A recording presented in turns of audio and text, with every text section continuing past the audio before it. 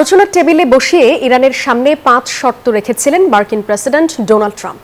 মাস্কাটে হওয়া বৈঠকে ইরানের সামনে এসব শর্ত পেশ করেন যুক্তরাষ্ট্রের প্রতিনিধি স্টিভ উইটকফ। তবে ক্ষেপণাস্ত্র নিয়ে কোনো আলোচনা হবে না বলে সাফ জানিয়েছেন ইরানের পররাষ্ট্রমন্ত্রী আব্বাস আরাকচি। সেই সাথে ইরানে হামলা হলে মধ্যপ্রাচ্যের মার্কিন সামরিক ঘাঁটিকে লক্ষ্যবস্তু করার হুঁশিয়ারিও দেন তিনি। এদিকে মার্কিন হামলার হুমকির মধ্যেই ইরানকে রক্ষায় স্বেচ্ছাসেবক হিসেবে যোগ দেওয়ার প্রতিশ্রুতি দিচ্ছেন ইরাকিরা।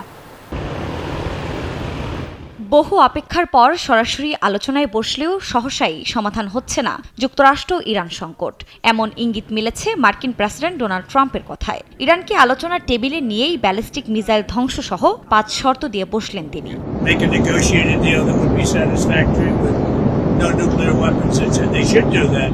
ইসরায়েলি সংবাদ মাধ্যম মারিভের প্রতিবেদন বলছে, ওমানের রাজধানীতে হওয়া বৈঠকে ইরানের সামনে এমন 5 শর্ত পেশ করেন যুক্তরাষ্ট্রের প্রতিনিধি। এমন শর্তের মধ্যে একদিকে যেমন আছে ইউরেনিয়াম সমৃদ্ধিকরণ বন্ধ, তেমনি রয়েছে মিসাইল উৎপাদন বন্ধ করা। এমনকি সিরিয়া, ইয়েমেন, ইরাক ও লেবাননে মিত্র বাহিনীর সহায়তা বন্ধ করতে বলা হয়েছে শর্তে। পদ্মা সেতু, মেট্রো রেল এবং এলিভেটেড এক্সপ্রেসওয়ে নির্মাণের গর্বিত অংশীদার Bashundhara cement.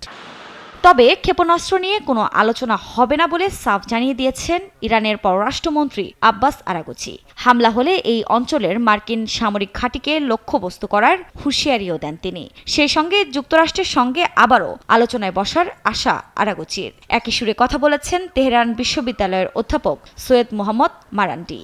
Can be used against the United States is much greater than what it has. ক্ষেপণাস্ত্র কর্মসূচি নিয়ে আলোচনা প্রশ্নের বাইরে, কারণ ইরানের সামরিক সক্ষমতা সম্ভাব্য মার্কিন আগ্রাসনের বিরুদ্ধে একটি গুরুত্বপূর্ণ প্রতিরক্ষা। Enormous and diverse. দুই দেশের মধ্যে আলোচনা নিয়ে এখনো সন্দিহান ইরানিরা। এটি একটি ভালো শুরু, তবে আস্থা তৈরির জন্য এখনো অনেক পথ বাকি। ওয়াশিংটনের সাথে আলোচনার ব্যাপারে কোনো আশা নেই। এদিকে মার্কিন হামলার হুমকির মধ্যেই ইরানকে রক্ষায় স্বেচ্ছাসেবক হিসেবে নাম লেখাচ্ছেন হাজার হাজার ইরাকি। আফরিন মৌ, নিউজ 24।